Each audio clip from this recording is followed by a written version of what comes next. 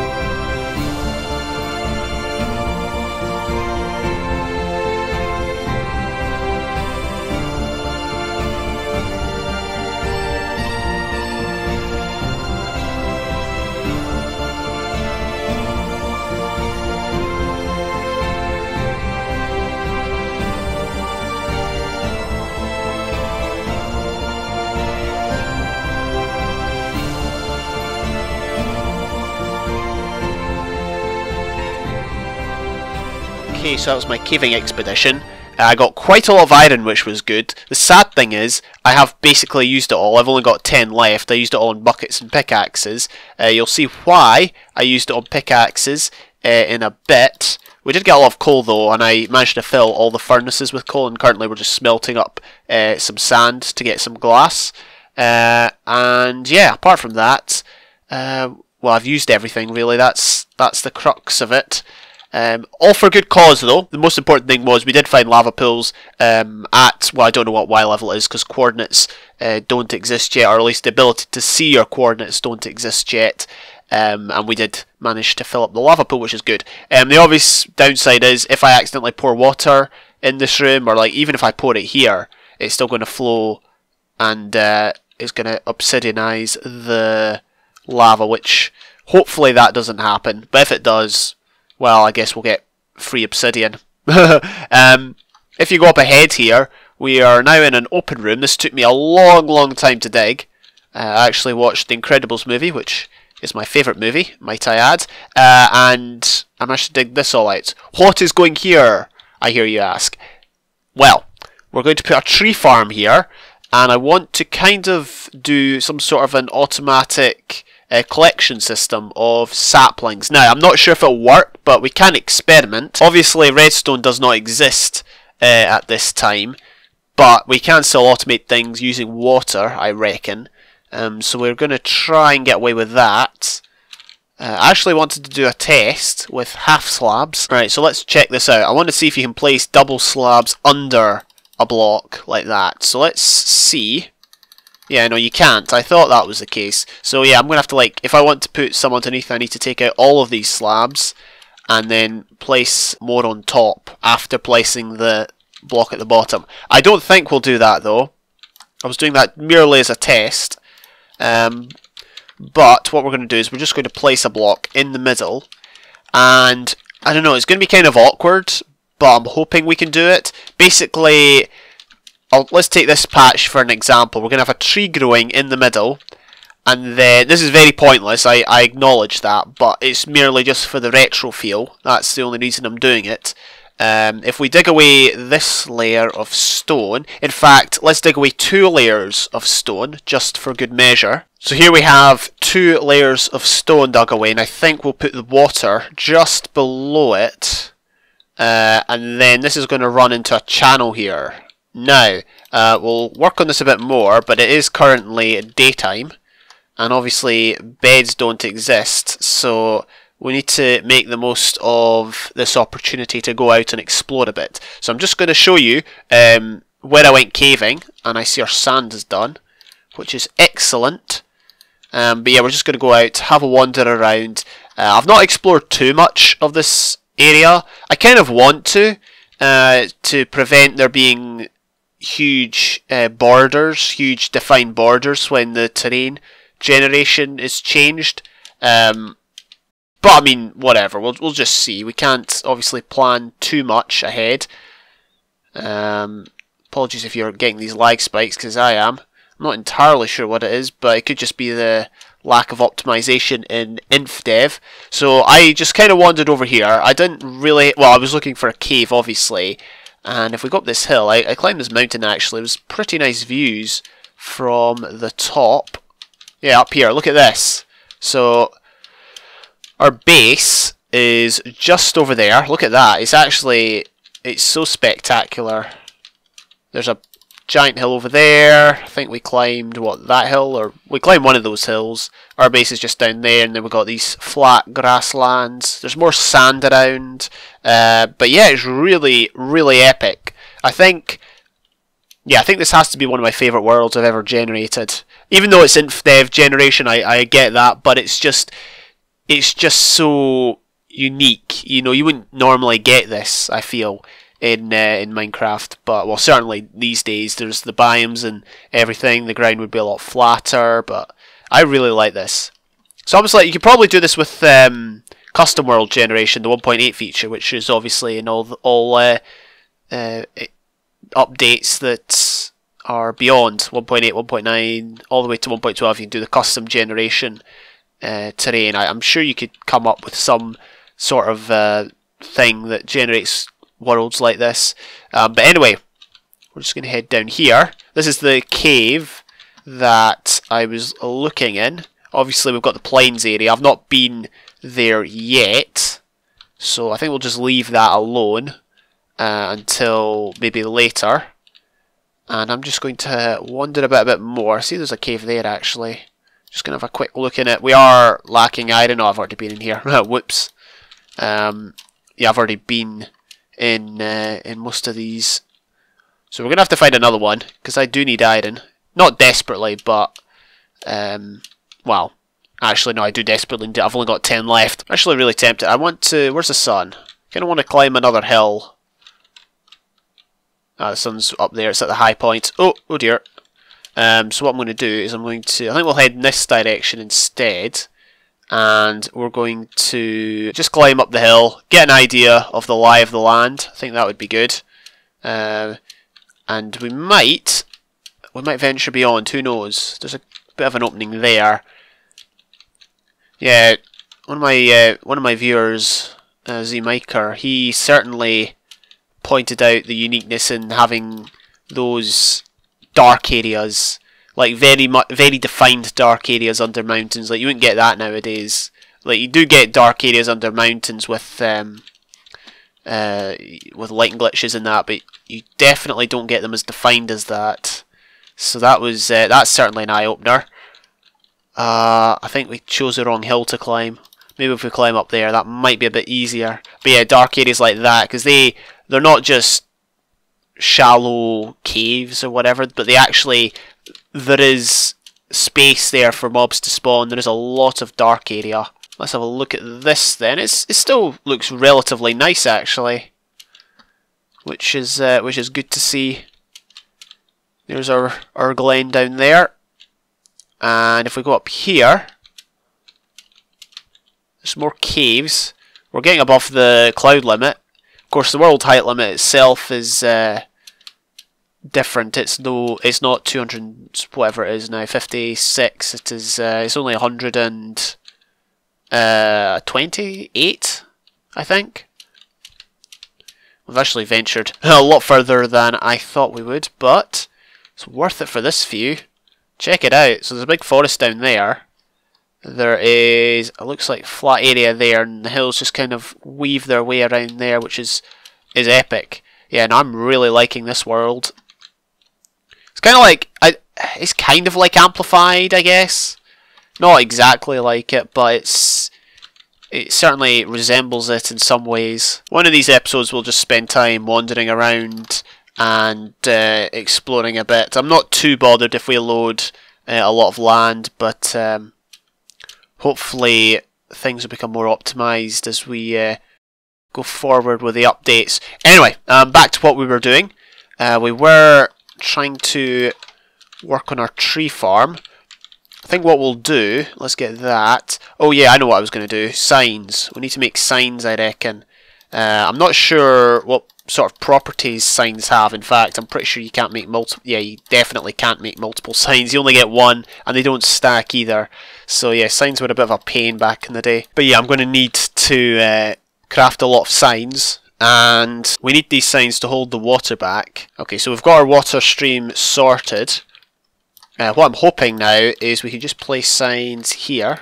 Oh, we can't. Wait, how'd you place? You can't place them there. Oh, because you can only place them on the. You can't place signs on walls. Oh, that makes sense. That's put a real spanner in the works then. Yeah, we're not going to be able to do this.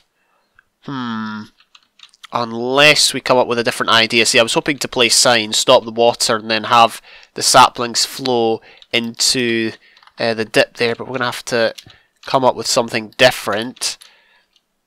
I don't want to redig the room, you know what I mean. Let's, I'm going to actually dig out some of this, and we'll definitely see if we can change things up. So I guess the real question is, how would it work if we had a dip here, and then we just had water flowing into it freely? I mean, I'm not sure if it will work or not, honestly, but we can only try. Let's grab some water there, and we'll just put that there. This is just, again, this is just something ret. Oh yeah, it creates a dead zone.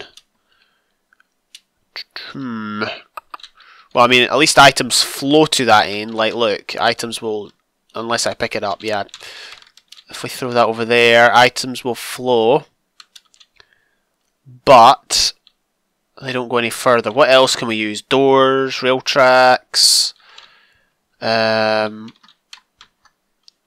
we put that there, now it just creates a backflow. I mean, the other option is we just have it like that.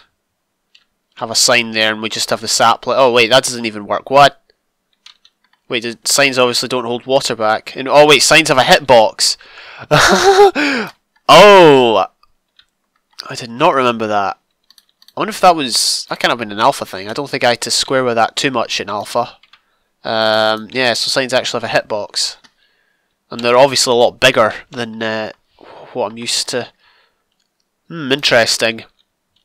The other option is we drive the saplings this way, to this end of the room. So I was kind of hoping to put glass here and have channels, but that doesn't seem to be working. So what we might have to do is if we just, well, if we block all that off, and then we're going to have to replace the stone that we dug up right here.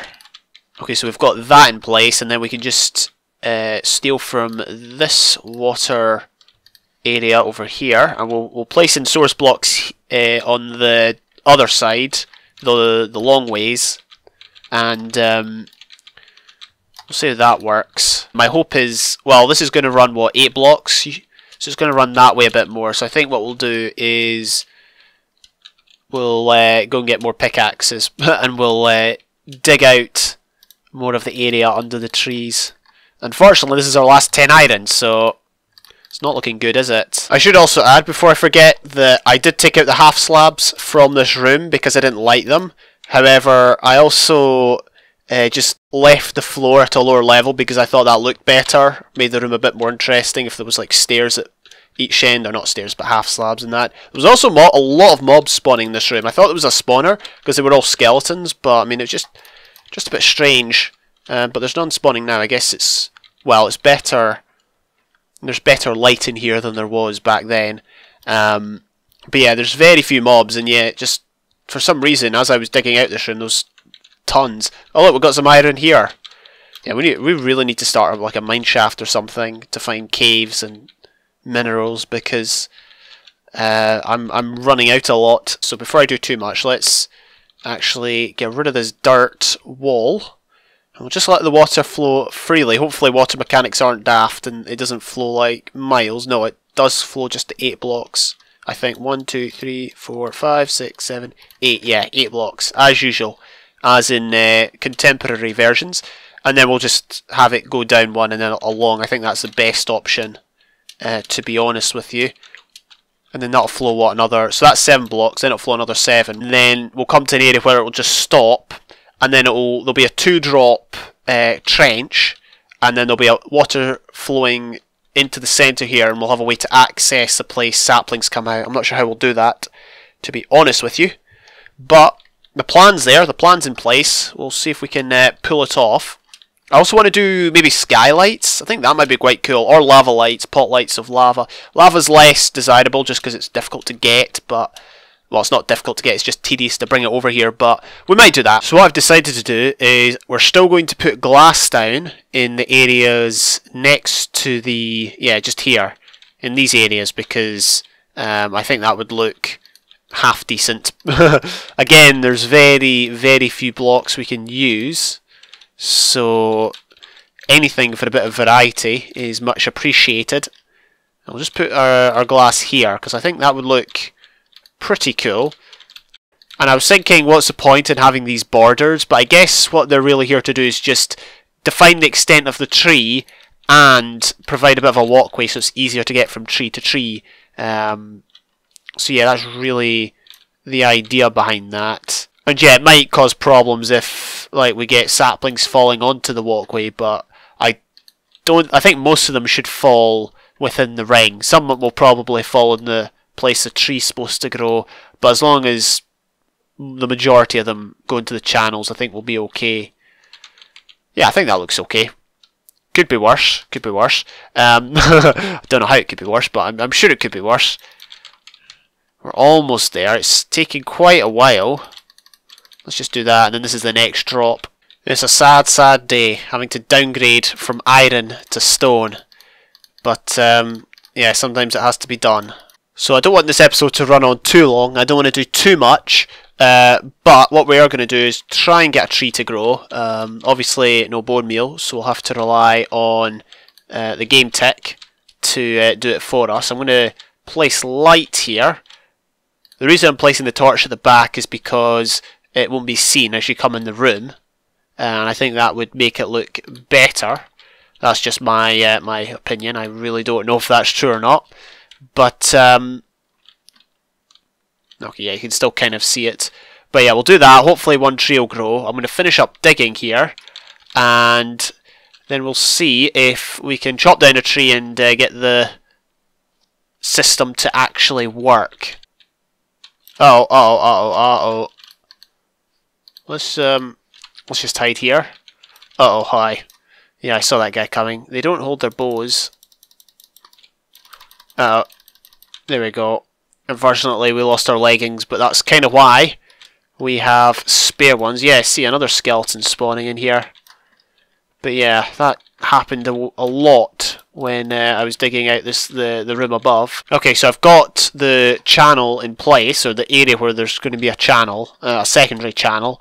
We're just going to get rid of all this dirt, and we will let it, or we'll let the water flow anyway. This is where the channel will be that takes the saplings to their final destination. Obviously hoppers aren't a thing, so we can't automate in that respects, but we can certainly take the saplings to a central point. Now we just need to wait for one of these guys to grow. I think we've left enough space. I hope we've left enough space. We just need to figure out a place to, well, where we can go down and collect the saplings. So this is the line along which they'll come. They'll probably collect here, if I am guessing. So what we need to do is have like maybe a ladder. Is a ladder down too simplistic? I really want to just do a ladder down, if I'm being honest. Hey, there we go, right. So we'll have the ladder come down to this point, I guess. And the water flows all the way there. Oh, nice! Almost perfect. Well, it is perfect. We'll just go and get some ladders now. Well, we better have ladders, because we can't make any more. I've run out of logs. Maybe there's sticks in here. It's not looking good. Yeah, we're going to have to chop down a few trees. Alright, so we're just going to place the ladder now. Let's see, I want to actually get rid of the last 2 blocks that I missed along here. Like so.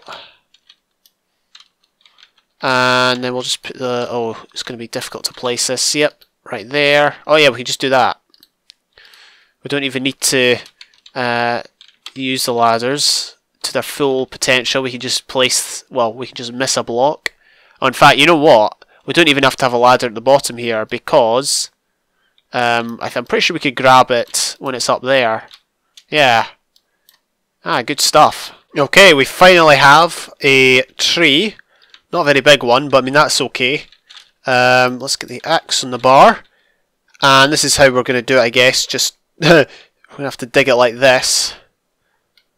It's very, very difficult to access the logs that we get, but we did get them. Oh, we got another tree here. Let's dig this one up. If the logs fall into the stream, that's probably better. If I fall into the stream, that is a bad thing. But we can make the 2-block jump. And then, as you can see, we are getting the saplings to fall into the streams. Now, obviously, well, actually, in theory, well, I was going to say there's very few leaf blocks above, directly above the block here, so it's unlikely any will fall. But obviously, if a leaf, for example, despawns here, the sapling might fly over here. See how that one flew? Like, it was here and then it flew onto here. Well, obviously that's something that might happen, and it might end up falling in this block. So that's something we've got to contend with. What the heck is wrong with that? That was weird. Ghost blocks. Right, so let's chop down this tree. We can actually make it all the way to the middle this time, which is good. And as you can see, one sapling did fall there, which isn't the best, but could be worse. And the good thing is we only need, well, each side has 6 trees, so 12 in total. We just need 12 saplings, basically. All the trees are growing now, ironically. And obviously we can wander about and place down the saplings. We'll pick up some saplings, but it's just nice to have the automatic collection system. Yeah, it's funny how you wait 5 hours, well, maybe not that long, but it's funny how you wait a long time for the trees to grow and then they all just grow at once. I'm guessing there's less of a randomness to how they grow in this version. Could be wrong, but that's the impression I'm getting. So let's, well, we can just throw that away. Let's go down and collect the saplings that are down here. We've got 13 and counting. 13 and counting. So that's definitely a good thing. Means we'll be able to replace the crop on this side and that side, and we're getting more than 12, so yeah, we'll get a profit in a way. I'm going to end off the episode there. Next episode, I don't want to work too much on camera, but next episode I think we'll go exploring, find a cave, do a bit of caving. I know I've done some caving on camera, but I really need more iron. And we'll do that, I think. Explore, look at some of the scenery around and about. And yeah, that might be quite cool. Until then, thank you all for watching. Hope you have a good day. I will see you when I see you.